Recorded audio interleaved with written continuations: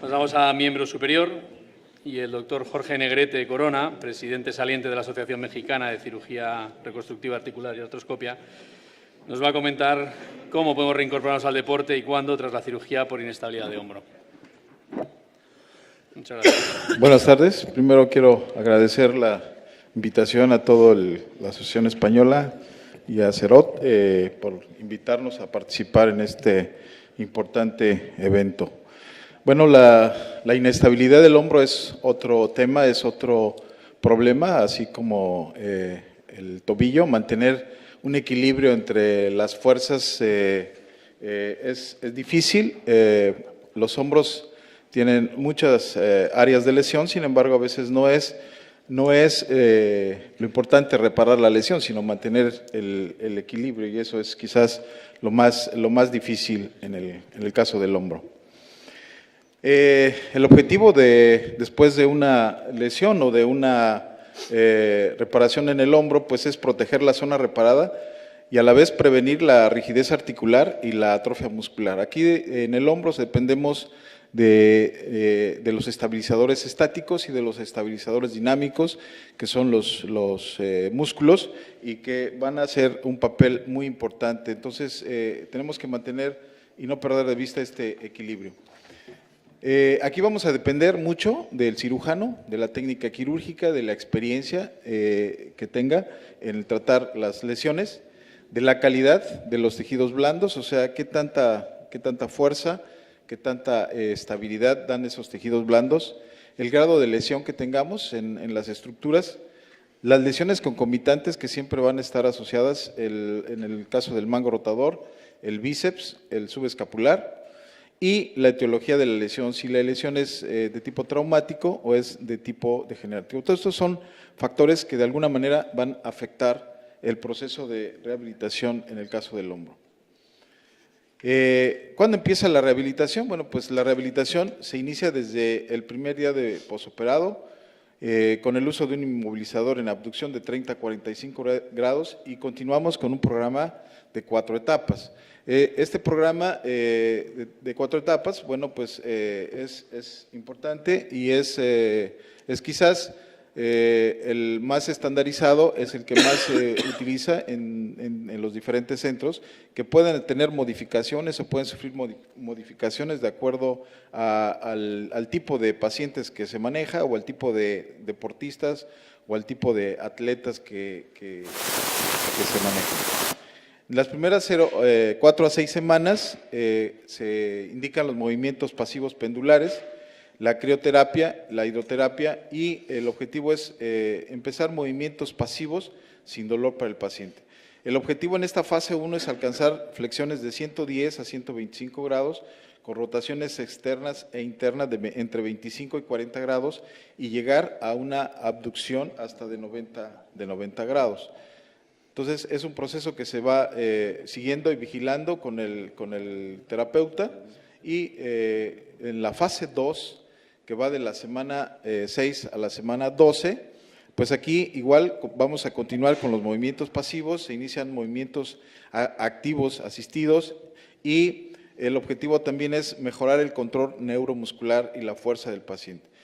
El criterio para avanzar son arcos de movimiento activos completos comparados con la extremidad contralateral, siempre comparados con la extremidad contralateral. Esto sería en la fase 2 del proceso de rehabilitación.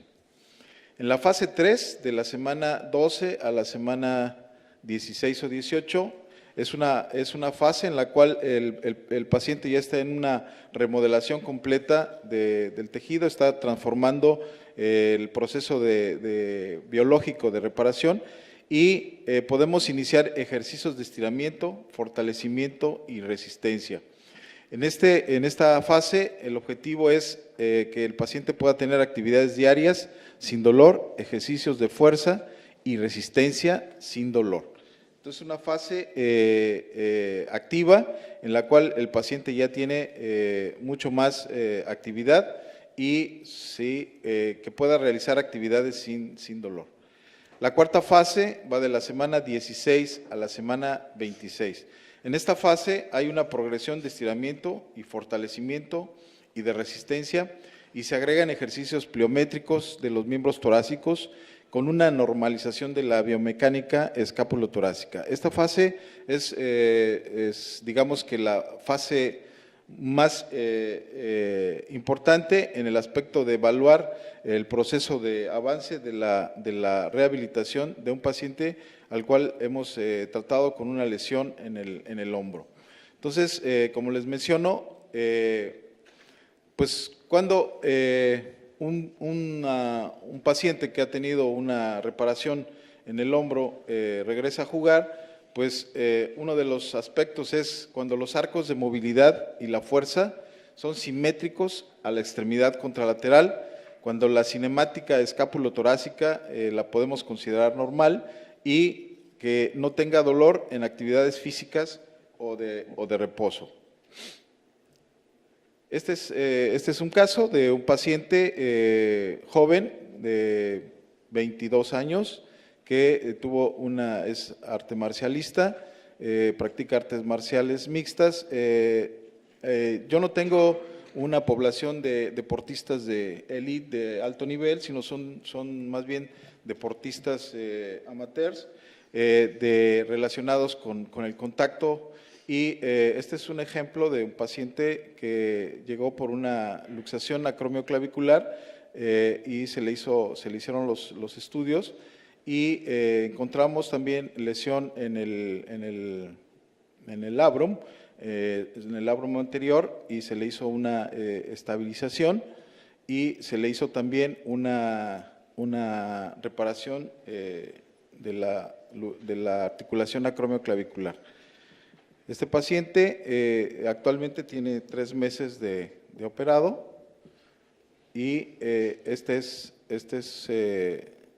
su movilidad después de seguir todo el proceso de rehabilitación junto con la terapeuta, que es una terapeuta experta en el hombro.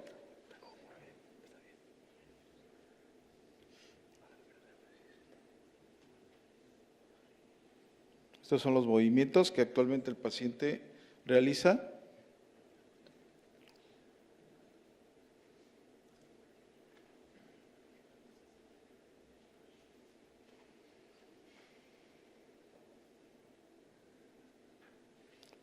Rotaciones.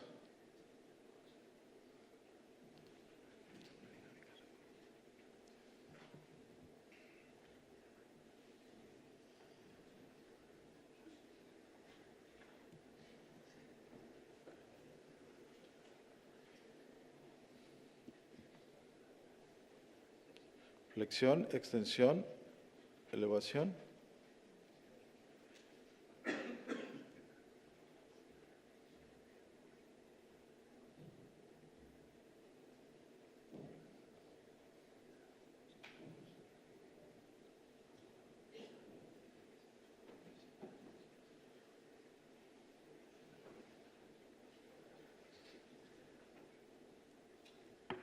Como pueden ver, este es un caso, es un paciente que es joven, es muy activo y una de las cuestiones y de las preguntas, como me decía Miguel, pues es que la pregunta siempre es ¿cuándo puedo regresar? Él compite, le gusta la competencia, tiene 3 meses actualmente de su proceso de rehabilitación, sin embargo es difícil contestar exactamente en qué momento a este paciente yo le puedo permitir que empiece a competir. Actualmente yo podría decir que está en un proceso de normalización de su movilidad, está en un proceso de recuperación de su fuerza, pero la literatura y todos los programas nos hablan entre 4 a 6 meses para que pueda regresar al entrenamiento y este paciente se le pueda permitir quizás volver a competir. Ahora, existe y siempre va a existir el riesgo de una reluxación, de otro evento de luxación o de inestabilidad, a pesar de que haya tenido un proceso de recuperación funcional y de evaluación neuromuscular completa. El alta no depende solamente de la evaluación médica, sino depende también de la recuperación propioceptiva y de la recuperación psicológica del paciente para que pueda volver primero al entrenamiento y después a competir, dado que en los deportes de contacto pues existe todavía, el riesgo es mucho más alto y es más evidente que pueden tener reluxaciones o eventos de nueva inestabilidad. Muchas gracias.